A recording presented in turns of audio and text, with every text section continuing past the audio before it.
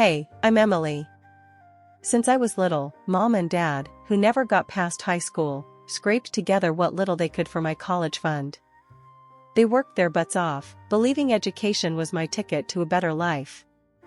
I busted my tail in high school, also I wouldn't let their sacrifices go to waste. When I got my acceptance letter to study investment management at one of the top colleges, we all cried tears of joy. My college days were hectic, but exciting. I juggled classes and a part-time job tutoring to keep some cash in my pocket. That's how I met Mark. He was a year behind me, kinda struggling with the coursework, and ended up being assigned to me for extra help. "Look, I just don't get this stuff," he'd say, scratching his head and staring down at the finance books like they were written in another language. "You will," I told him. "Just break it down into smaller pieces. Don't try to swallow it whole." Mark was easygoing with a quick smile that made the late-night study sessions less of a grind. He appreciated my help, and we hit it off, chatting about everything from music to our favorite TV shows. It wasn't long before those study sessions turned into coffee outings, then movie nights. One night, we were both at a college party, laughing over cups of cheap beer. "You know, I've always wondered why someone as smart as you hangs out with a dunce like me," he joked, nudging me with his elbow. "Guess I have a thing for lost causes," I shot back, elbowing him right back. We both laughed, and something about that night felt different. Maybe it was the buzz of the party or just the right amount of beer, but I felt myself looking at him differently. We stumbled out of the party together, leaning on each other, half walking, half dancing down the street. "So, what do you say, Em? Want to make this a regular thing?" Mark slurred, his words sloppy, but his eyes serious. I remember laughing, the sound loud in the quiet night. "Are you asking me out, Mark?" "Yeah, I guess I am," he said, and there was a challenge in his tone, like he dared me to say no. "All right, you've got yourself a deal," I replied, and we shook on it, sealing our goofy pact with a high five that turned into us holding hands as we walked. Things with Mark felt natural, easy, like slipping into an old, comfortable pair of jeans. We finished college together, me with my degree that was supposed to open doors, and him just relieved to be done. Our relationship wasn't just built on love, it was built on a deep friendship, the kind you don't find every day. After we tied the knot, things kicked off pretty well for me career-wise. I landed a killer job right out of college, thanks to my knack for numbers and a bit of hustle. The pay was good, the benefits even better. Mark, though, wasn't having the same luck. He bounced around job interviews like a pinball, each time coming home a bit more deflated than the last. One evening, I came home late to find him slouched on the couch, staring blankly at some job postings on his laptop. "Any luck today?" I asked, dropping my bag and kicking off my shoes. He glanced up, a forced smile, not quite reaching his eyes. "Nah, same old, same old. I guess I'm too stupid." "Hey, don't talk like that. You're just in a rough patch." I squeezed his hand, trying to transfer some of my optimism to him. "Look, why don't you take a break from this? Let's go grab a bite. My treat." Mark closed his laptop with a sigh. "Sure, why not? Not like I've got interviews lining up or anything." We ended up at a small diner around the corner, a place we frequented when we first moved in together. As we slid into our usual booth, Mark's mood seemed to lift a bit. The waitress, a middle-aged woman with a no-nonsense attitude, came over to take our order. "The usual for you too?" she asked, popping her gum. Mark grinned. "Yeah, and keep the coffee coming, Judy. It's been one of those days." "Coming right up, hun," she shot back with a wink. While we waited for our food, I watched Mark play with the sugar packets, lining them up and knocking them down like dominoes. "You know, maybe this is a sign," he said suddenly. "Maybe I'm not cut out for these corporate gigs. Maybe I should think outside the box." I leaned in, curious. "Like what?" "I don't know, something hands-on, something real. Not just shuffling papers and pleasing bosses." "You'd be great at that," I said, meaning every word. You're good with people, Mark. Maybe something in sales? Mark chuckled, his eyes lighting up a bit. That might be a good idea. The conversation drifted as our food arrived, but I could tell something had sparked in Mark. For the first time in months, he seemed to consider the possibilities rather than dwell on the failures. It took a good while, but finally, he snagged a position. Not the dream job by any stretch, and the paycheck? Well, it was nearly half of what I was pulling in. I didn't mind the disparity, I was just glad he found something. But Mark, he took it hard. You could see it ate at him, being the one who brought less to the table. I just never thought I'd be the one being supported, he admitted one night, his voice low, almost drowned out by the hum of the microwave in our tiny kitchen. Hey, it's us against the bills, not you against me. I tried to reassure him, passing him a beer. We're a team, right? Yeah, a team, he echoed, but his half-smile didn't reach his eyes. Over time, though, he seemed to get used to the setup. The weight of paying rent, groceries, and everything in between fell on my shoulders, and I handled it without a fuss. I even splurged on him now and then, fancy gadgets, the kind of clothes he wouldn't buy for himself. Mark got cozy with this arrangement, real cozy. Started pointing out stuff in stores, saying, "Hey, that would look great on me, huh?" I laughed it off, clouded by love, thinking this was just playful banter between us. My colleagues at work saw it differently. He's getting a bit too comfortable, don't you think? They'd hint after I shared stories over lunch. I shrugged off their concerns, figuring they just didn't see the full picture of our marriage. He's been through a rough patch, it's my turn to spoil him a bit. I'd defend him, keeping my tone light. Just when I thought we had our lives on a steady track, the unexpected whacked us upside the head. The investment firm where I was making waves suddenly crashed, bankrupt, out of the blue.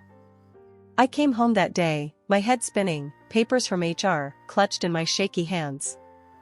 "Mark, you won't believe what happened," I said as soon as I walked through the door. I was met with the sight of him on the sofa, gaming controller in hand, mid-game. He paused his game and looked up, brows knitted. "What's up, babe?" "The company, they're done. Bankrupt. I'm jobless." He sat up straighter, the seriousness of the situation cutting through the usual homecoming chit-chat. "What? But you were just talking about a promotion last week." "Yeah, well, so much for that." I tossed the papers on the coffee table, a mix of severance info and legal jargon. "Everything's gone to hell, just like that." Mark set his controller down and came over to me, his expression a mix of concern and disbelief. "Emily, that's crazy. What are you gonna do?" I sank into the couch, the weight of the news anchoring me down. "I don't know. I need to start looking, I guess. But who's gonna hire someone from a tanked firm? It's like I've got the plague now." He rubbed my back, trying to be the rock I needed then. "You'll find something. You're brilliant. Any company would be lucky to have you." But weeks turned into months, and every interview ended with some version of "we'll be in touch," which really meant "don't hold your breath." The rejections piled up, slamming me with doubt and worry. One evening, after yet another "thanks, but no thanks," I vented to Mark over dinner. "It's like I'm toxic, Mark. Today, one guy actually said, 'Sorry, but we can't risk someone associated with that kind of failure.' As if I personally ran the company into the ground." Mark shook his head, stabbing at his food. "That's bull. They don't know what they're missing." "Yeah, well, apparently they think they're dodging a bullet," I muttered, pushing my own food around my plate. Then the bills started to grow, a monstrous pile that seemed to taunt us from the kitchen counter. Each envelope a reminder that my savings wouldn't last forever. Mark tried to pick up extra hours, but it wasn't enough to keep up. One night, as I was crunching numbers, trying to make sense of our dwindling finances, Mark came into the kitchen, a sheepish look on his face. "So, about the bills." I didn't even look up. "What about them?" He shuffled his feet, a sure sign he was nervous. "Well, it's just, I'm not pulling in much. Maybe we should cut back some more." Maybe we could move to a smaller place? Or sell the car? I stared at him, the reality of our situation washing over me in a cold wave. We're really in it, aren't we? Mark nodded, coming over to wrap his arms around me. We'll figure it out, Em. We always do. Weeks of fruitless job hunting ground me down, each day chipping away at my savings and hope. The money was running out fast, and Mark, who had grown used to a comfortable life, now shouldered all our bills. This shift brought out a side of him I'd never seen before. One night, he exploded. "You're just sitting around all day, doing nothing." "I'm out there busting my ass, and for what? To come home to a freeloader?" His words stung. "Freeloader? Really, Mark? Who do you think kept us afloat all these years?" I shot back, my voice sharp with hurt and anger. He just scoffed, shaking his head. "Yeah, well, past's past. What are you doing now?" "Nothing." I couldn't believe what I was hearing. This wasn't the man I married. But before I could gather my thoughts to respond, the real blow came just a few days later. I came home early to grab some documents I needed for yet another potential job lead. As I opened the door, I froze. There was Mark in our living room, cozy with a woman I'd never seen. She was draped on his arm, laughing up at him like she owned the place. Mark straightened up, clearing his throat. "This is Anna. She's going to be my wife." The woman, Anna, looked me over with a smug grin. "He needs someone young and beautiful, if he's going to spend his money. Not someone who can't even keep a job." They laughed together, a sound that burned into my memory. I felt my heart shatter, rage and disbelief swirling into a toxic cloud in my chest. Then Mark did the unthinkable. He pulled out a stack of papers from behind him. "Here, divorce papers. I think it's time you moved on, Emily." Without saying another word, I took the papers. My hands shook as I signed them, each stroke of the pen severing the last ties I had to the man I once loved. I packed my things, my movements robotic. As I zipped up my suitcase, Mark and Anna didn't even pause their celebration. The contrast between their laughter and the tight, painful lump in my throat was too much. Walking out of that apartment, suitcase in hand, felt like stepping into a void. I had no job, no husband, and suddenly, no home. The morning after I left Mark, I woke up early, feeling displaced, but determined to start over. I had spent the night at a cheap motel, the kind where you pay cash and no one asks questions. I knew I needed a plan, fast. After a stale coffee and a dry muffin from the motel's vending machine, I walked the streets, aimlessly at first. Then, I remembered a beauty salon nearby, a place I used to frequent back in better days. The owner, Linda, had always been kind to me. Maybe, just maybe, she had some work, anything really. Linda was at the counter, her back turned, stocking some shelves. "Can I help you?" she called out without looking. "Linda, it's Emily. I was wondering if you had any work available." "Anything at all," I said, my voice a mix of hope and desperation. She turned around, her face lighting up with recognition, then concern. "Emily? Honey, what happened? You look like you've been through the ringer." I sighed, the story spilling out of me, the job loss, Mark's betrayal, the divorce. She listened, her expression softening with each word I said. "Oh, sweetie, I'm so sorry. Let's see what we can do for you." She pondered for a moment, tapping a finger on her lips. "You know, I need someone to help manage the front desk, answer phones, schedule appointments. You think you could handle that?" I nodded eagerly. "Yes, absolutely. I'd be grateful for any opportunity, Linda." She smiled, her warm, reassuring self. "Good. Why don't you start tomorrow? We'll figure out the rest as we go. And hey, about a place to stay, the apartment above the shop is empty. It's not much, but it's clean and safe. You can stay there for half the rent until you're back on your feet." I was overwhelmed, tears pricking at the corners of my eyes. "Linda, thank you. This means so much to me." "None of that now. She waved off my thanks. You'd do the same in my shoes. Let's not make it a big deal. Just be here at 8 tomorrow, bright and early. The next few weeks were a blur of learning and adjusting. Linda showed me the ropes, and I picked up the nuances of the beauty industry quicker than I thought. It was like I was slowly piecing myself back together, finding a new purpose in a place I hadn't expected. Mark and my old life seemed like a distant memory, a bad dream that had loosened its grip on me. I worked hard, stayed late when needed, and slowly, I began to feel whole again. But it wasn't just about surviving anymore, I was starting to thrive. Linda noticed too. "Emily, you've really turned this place around," she said one evening as we were closing up. "I'm thinking about expanding, opening another location. What do you think about running this one for me if I do?" The offer took my breath away. "Really? Linda, are you serious?" "As a heart attack," she chuckled. "Think it over. No rush." As I walked up to my little apartment above the shop, I realized that this, right here, was my fresh start. My chance to rebuild not just my career, but my life. Running the beauty salon started to feel like second nature. Every day, I put in all I had, and Linda noticed. One morning, as we were gearing up for another busy day, she came in with her usual spark. "Morning, Em. How's our little empire doing?" Linda grinned, checking the schedule packed with appointments. "Booming," I replied, flipping through the day's bookings. "We might even need to think about hiring more hands soon." "That's what I like to hear," she said, clapping her hands with excitement. "Actually, that's kinda what I wanted to talk to you about today." "Oh? What's up?" I asked, curious about the tone in her voice.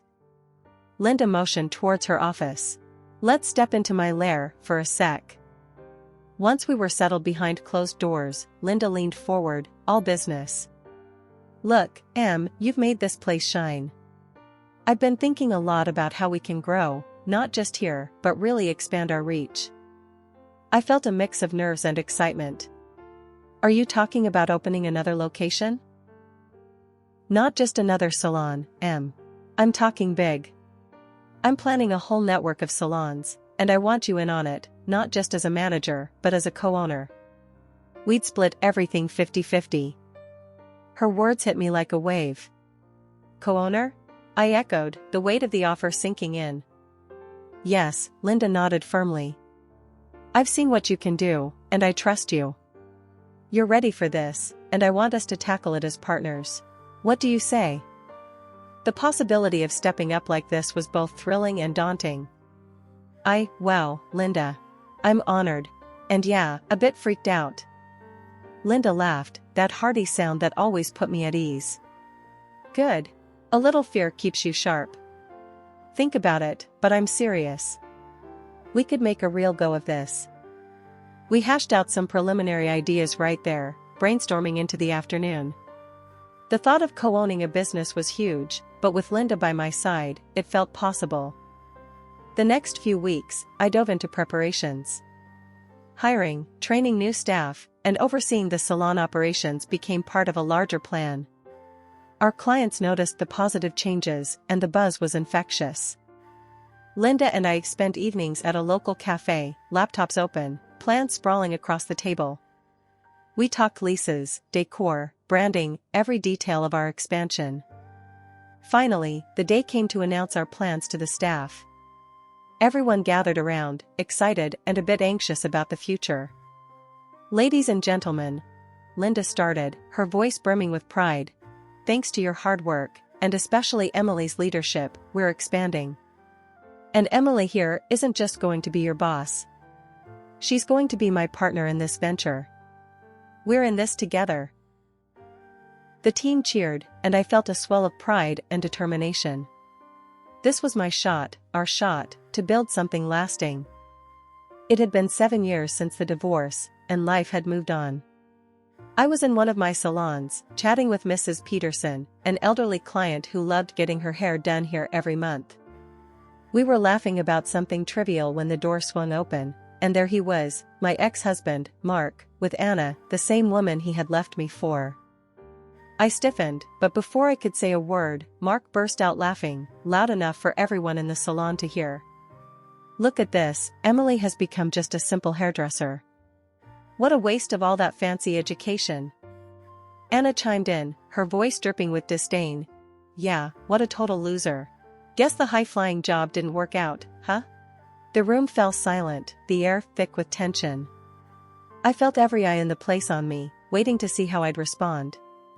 But before I could gather my thoughts, Mrs. Peterson stood up from her chair, her cape still draped around her. She pointed a manicured finger at them, her voice sharp as a tack. You two ought to shut your mouths. This woman here, she waved her hand at me, owns not only this salon, but a whole chain of them. She was just named one of the most successful young entrepreneurs in the country. Mark's laughter died in his throat. He looked like he'd been slapped. Anna's face went from mocking to shocked in an instant. And another thing, Mrs. Peterson continued, her eyes narrowing. I live next door to you clowns. Mark, you're hardly ever sober, and you get fired from your job so often it's a wonder you have any work at all. Mark's face turned beet red, from embarrassment or anger, I couldn't tell. He grabbed Anna's arm, muttering something under his breath about leaving. As they headed towards the door, Anna suddenly whirled around and stormed back in, Mark trailing helplessly behind her. I want my hair done here, and I want you to do it, Emily, Anna declared, standing defiantly in the middle of the salon. Her voice was loud, her tone brazen, as if challenging me directly. I raised an eyebrow, taking in her audacious demand. Sure, I can do that. It'll be $250 for a cut and style with me. Her confidence wavered, her eyes widening at the quote. What? I'm not going to spend a quarter of my salary on some hairstyle. Mark, looking defeated and embarrassed, tried to pull her away again. Come on, Anna, let's just go. They left for good this time, with Anna still muttering under her breath about the prices. I watched through the window as they got into an old car that looked like it had seen better days. As the days turned into weeks, the incident with Mark became just another story that added to the rich tapestry of my life's unexpected turns. The salons were thriving, and with each passing day, I found more reasons to look forward with optimism rather than backward with any regret. One crisp morning, while I was arranging the new line of organic hair care products on the shelves, Linda strolled in, her eyes bright with what I knew was another big idea. I've been thinking about how we can expand our brand. What do you think about starting a training academy right here in the salon? We could teach the next generation of stylists, pass on what we've learned. I paused, considering the idea. It was bold, like most of Linda's ideas, but it made sense. That sounds amazing. We've got the space, and it could really set us apart from the competition, I replied, my mind already racing with the possibilities. Exactly my thought. Linda clapped her hands, her enthusiasm infectious. And I want you to lead this project, Em. You've got the knack for this, and I trust your judgment completely. The idea of leading such a significant new venture was both thrilling and daunting, but I felt ready for the challenge. I'd love to, Linda. Really, it means a lot that you trust me with this. We spent the next few hours sketching out what the academy could look like, discussing everything from curriculum to licensing. As we talked, I realized how far I had come, from feeling defeated and alone to charting the future of a business I co-owned. Later that day, as I was tidying up after a busy afternoon, one of our regular clients, Mrs. Harper, approached me. She had been coming to the salon since we opened this location and had always shown an interest in the business side of things. Emily, I've been hearing great things about what you're planning, she began, her tone earnest. You know, my granddaughter is finishing school soon, and she's got a real passion for beauty. Maybe she could join your academy? That would be wonderful, Mrs. Harper, I said, genuinely pleased. We'd be honored to help her start her journey. Once we get everything set up, let's make sure she's one of the first students. Mrs. Harper beamed. Thank you, Emily. It's young women like you who inspire her. She talks about how you turned things around and made a success of yourself. Hearing that filled me with a warm glow of pride and a sense of responsibility. "We try to inspire where we can," I replied with a smile. That evening, as I locked up the salon, I thought about the future. There was so much potential, so much yet to achieve. The road hadn't been easy, but every challenge had strengthened me, every setback had taught me something valuable.